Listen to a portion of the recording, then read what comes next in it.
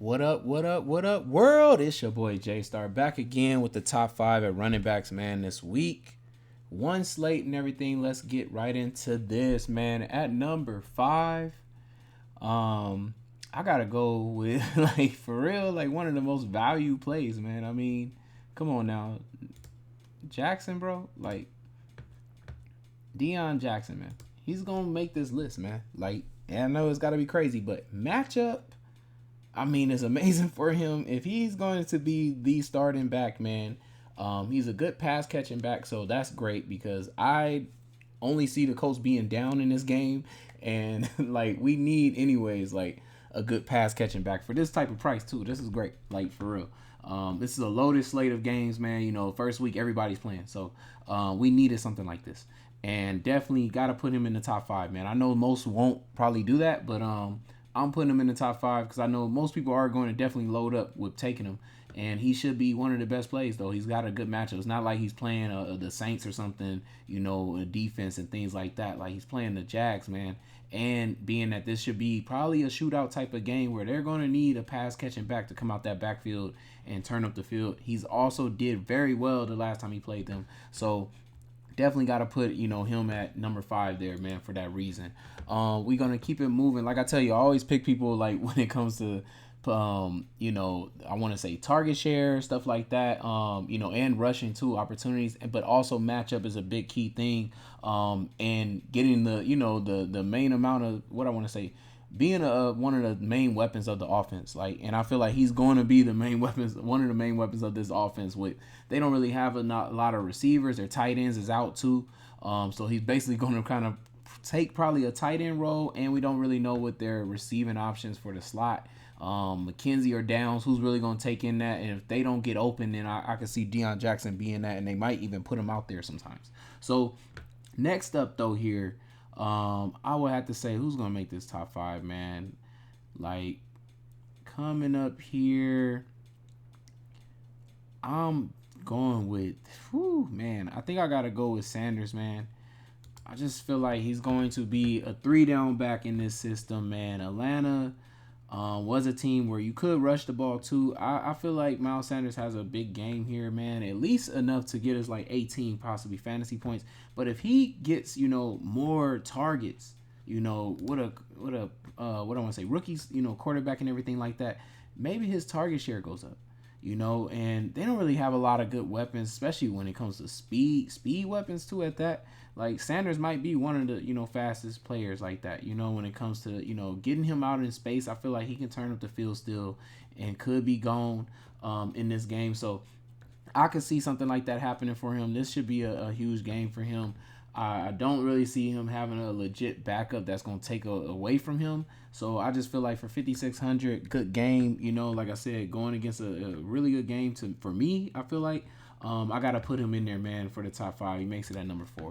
When we going up here I probably shouldn't be skipping Rachaad White. But I would say he probably will be like 6 on this listing. Let's put Rachaad White then at 6 on this list. He has a really good matchup, and it should be a lot of pass catching, since there aren't a lot of weapons in Tampa Bay. So I definitely will put him in there too as well, at least at top 6, We're moving up. I got to go with Aaron Jones, man. He probably could be higher, but he might be, at least from the first game, he possibly could be the second weapon here. He possibly could be the second weapon. After Christian Watson, we just don't know yet, for Green Bay. And the style of personnel we play, which is 12, we run 12 personnel offense. So we're always ready to, be set up to run. We have 2 tight ends in possibly with only 2 receivers and stuff like that. I don't really know if we're going to run more 11 now yet, but, we used to just run a lot of 12. We play a little slow too. It's always set up for the running back to have good holes and stuff like that, or good blocking. So I definitely feel like going against Chicago too, this is a great matchup for Aaron Jones. They're really weak on their line, and Green Bay has a very, very strong line. So I don't see how Aaron Jones doesn't do good, at least rushing the ball as well as even pass catching, being that second weapon out there. If not, he's not the second. He's definitely, I feel like, the third option there when it comes to pass catching. So And I definitely feel like Love should be able to have time since Chicago's pass rushing is pretty bad. They give a lot of time in the pocket, and like I said, they should get a lot of push because the Green Bay's offensive line is very good, and they have a lot of depth too there too as well. So definitely like Aaron Jones, man, at number 3 here. Like I said, he could be higher. At number 2 though, oh man, I kind of just want to throw in, but I'm not gonna do that. Nope, I'm not gonna throw him in there. I'm sorry, just because it's too many weapons there. So I'm gonna leave him out. But I gotta go with, man, I kind of am leaning Bijan Robinson, y'all. I'm leaning Bijan Robinson, y'all. Man, looks like Cordell Patterson is hurt, and if he can stay hurt, Bijan gonna eat, man. I just see him killing, man. Like, all we gotta worry about is a little bit of touches for Algier, possibly getting a goal line rush and touchdown. But being that this is a young buck right here, man, he could play the whole game, man. I can see him playing the whole game. Rushing, catching, everything. Like take out Cordell, that helps us out so much. He might get 8 targets in this game.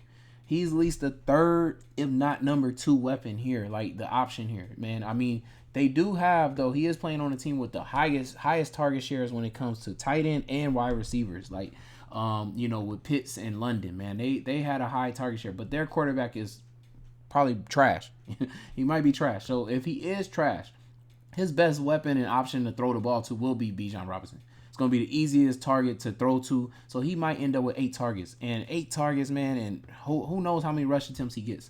But Carolina was pretty bad, and, rushing, they gave up, a lot of rushing attempts to good running backs too anyways. So, and they went off on them. So I can see Bijan with the pass catching ability too as well. Carolina's defense isn't that bad, for sticking receivers and stuff like that. So definitely see them leaning on a lot of Bijan Robinson in this game. And at home, man, I see him opening up with a bang. So got him at number 2. I just think the matchup is too perfect. And like I said, if Cordell is out, yeah, we can expect for $8,000. I don't see him hitting a 36 fantasy points, but it is in play though. It is in place, but I can see him getting a 26, 27, and that's really good, for a first game, especially at $8,000. That's still really good. My highest running back here is Jacobs though, man. Number 1, man, has to go to Jacobs. The workload and the pass catching, I mean, Garoppolo's going to... One thing we know Garoppolo can do is hand it off to a running back. Like, that's all he was doing in 49ers anyway. Handing it off to one and throwing to one, he can do that. So, and I don't see that hurting, any, like, Jacobs' production. And another thing that I noticed, it just feels like when they played Denver, they leaned on Jacobs, my bad, Jacobs. They leaned on Jacobs like crazy, man. You look at this, 28 touches. I know this game went in overtime, but 24 touches. And then we're looking at 4, targets here. We're looking at 6 targets here. So the targets is there that we want. The rushing attempts is there. They something about, them playing Denver. It seems like they know Denver very well. They see the holes that it opens up when running a lot of times against them. They see that you can wear them down, for their defensive line and I guess the linebackers too as well. So it just feels like he's definitely set up to have the best game when it comes to running backs this week. So that's why I got Jacobs at number 1. Like I said, if not, Bijan Robinson possibly can outplay him, But this team doesn't have a lot of like really weapons here. We talking about Devontae Adams and then Jacobs. Everybody else is new. And, we don't know what to expect from them. But we do know they're going to have their game plan set around Jacobs and Devontae Adams. So that's why I got to say Jacobs is number 1 running back this week for me, man. And just in a good scenario to me, like going against a good team defensively, possibly can slow down some of their outside weapons. And I feel like they're just going to, Jacobs going to have a lot of work, man, a lot of work game 1. So that's why he's number 1 on this list. It's your boy J Star, man. Stay tuned. We still got wide receivers and quarterbacks to land. And then we got the final looks, for this week. Also, man, I'm throwing in a new video, man. I'm going to do stacks, top 5 stacks too now, man. So I'm going to switch it up, every week, though, because I got what I want to say here. There's running back, wide receiver stacks. There's wide receiver stacks, 1 and 2 or something like that. And then there's wide receiver tight end stacks. So I'm going to throw, what I feel like is the best or most needed for the week, top 5 each week, basically, with those 3 different stacks there. So, yeah, stay tuned for that too, dropping, man. It's your boy J Star, and I'm out, though. Peace.